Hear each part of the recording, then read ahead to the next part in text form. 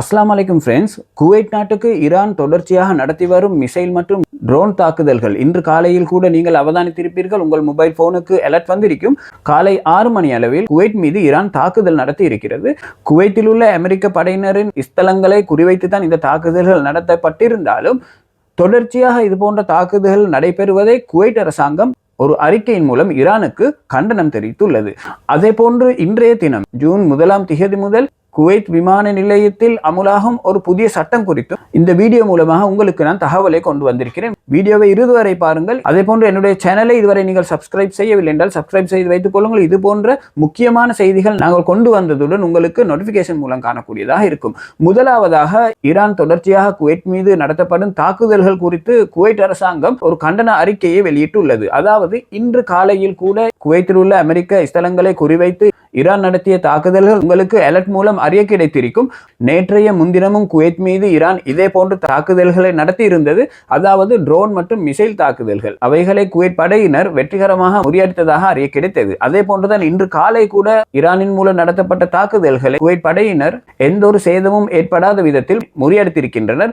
இருந்த போதும் இது போன்று நடத்தப்படும் தாக்குதல்களுக்கு எதிராக குவைத் அரசாங்கம் வன்மையாக ஒரு அறிக்கை மூலம் கண்டனம் தெரிவித்திருக்கிறது. இந்த கண்டன அறிக்கை வீடியோவின் இறுதியில் உங்களுக்கு பார்க்கலாம். அதற்கு முன்பதாக இன்றைய தினம் அதாவது ஜூன் 1 முதல் குவைத் ஏர்போர்ட்டில் அமுல்படுத்தப்படும் ஒரு புதிய சட்டம். அதாவது விமான நிலையங்களில் செக்இன் கவுண்டர் க்ளோஸ் ஆகக்கூடிய நேரம் பொதுவாக அரை மணித்தியாலங்க அதாவது 30 நிமிடங்கள் வைத்துதான் க்ளோஸ் செய்யப்படும். இருந்த போதும் தற்போது குவைத் விமான நிலையத்தில் 2 விதமாக அவர்கள் இந்த செக்இன் கவுண்டரை க்ளோஸ் செய்ய ஏற்பாடு செய்துள்ளார்கள். அதாவது ஜிசிசி நாடுகள் அதாவது கல்ஃப் நாடுகளுக்குரிய விமானங்களுக்கான செக்இன் கவுண்டரை அவர்கள் விமானங்கள் வெளியாகும் 1 மணித்தியாலத்துக்கு முன்பதாக அவர்கள் அதை க்ளோஸ் செய்வதற்காக முடிவெடுத்திருக்கிறார்கள். அதே போன்று ஏனைய நாடுகள் உதாரணமாக இந்தியா, இலங்கை போன்ற நாடுகளுக்கு நீங்கள் செல்பவராக இருந்தால் 1 மணித்தியாலம் 30 நிமிடத்துக்கு முன்பதாகவே அவர்கள் இந்த செக்இன் கவுண்டரை மூடுவதாக அவர்கள் அறிவிப்பு செய்துள்ளார்கள். எனவே 1.5 மணித்தியாலத்துக்கு முன்பதாகவே நீங்கள் உங்களுடைய பயணப்பதிகளை ஒப்படைப்பதற்காக நீங்கள் செக்இன் கவுண்டருக்கு செல்ல வேண்டும்.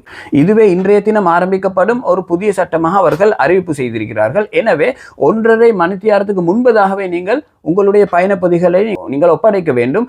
அவ்வாறு நீங்கள் தாமதமாகும் பட்சத்தில் உங்கள் பயணம் மிஸ் ஆகுவதற்கு, உங்கள் பயணத்தை செல்ல முடியாமல் போவதற்கு ஒரு காரணமாக இருக்கும். எனவே விமான நிலையம் செல்பவர்கள் 3.5 மணித்தியாலம் அல்லது 4.5 மணித்தியாலங்கள் வைத்து விமான நிலையத்திற்கு செல்லுங்கள். ஏனென்றால் 3.5 மணித்தியாலத்துக்கு முன்பதாக இவர்கள் செக்கிங் கவுண்டர்களை ஆரம்பிப்பதாக அறிவித்திருக்கிறார்கள். எனவே குவைத் விமான நிலையம் செல்பவர்கள் கட்டாயமாக இந்த செய்தியை தெரிந்திருக்க வேண்டும். 1.5 மணித்தியாலங்களுக்கு முன்பதாகவே செக்கிங் கவுண்டர் க்ளோஸ் செய்யப்படும். எனவே இந்த தகவலை குவைத்தில் வசிக்கக்கூடிய உங்கள் நண்பர்கள் அனைவரிடம் இதை ஷேர் செய்து அவர்களுக்கு தெரியப்படுத்துங்கள்.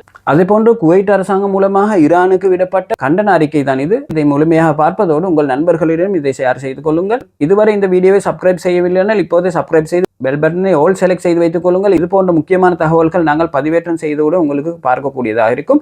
உங்கள் அனைவருக்கும் நன்றி. வெளியுறவு அமைச்சகத்தால் வெளியிடப்பட்ட அறிக்கை 2026 ஜூன் 1 திங்கள்.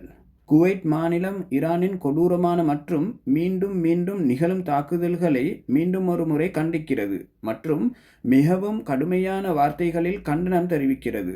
இவை குவைத் மாநிலத்தின் பாதுகாப்பு மற்றும் ஸ்திரத்தன்மையின் மீது நேரடி தாக்குதலாகவும் உலக சட்ட விதிகள், ஐக்கிய நாடுகள் சபை அமைப்பு சாசனம் மற்றும் 2026ஆம் ஆண்டு பாதுகாப்பு சபை தீர்மானம் எண் 2817 ஆகியவற்றின் வெளிப்படையான மீறலாகவும் நாட்டில் உள்ள பொதுமக்கள் பாதுகாப்பு மற்றும் உயிருள்ள சாதனங்களுக்கு ஏற்படும் மிகுந்த அச்சுறுத்தலாகவும் கருதப்படுகிறது.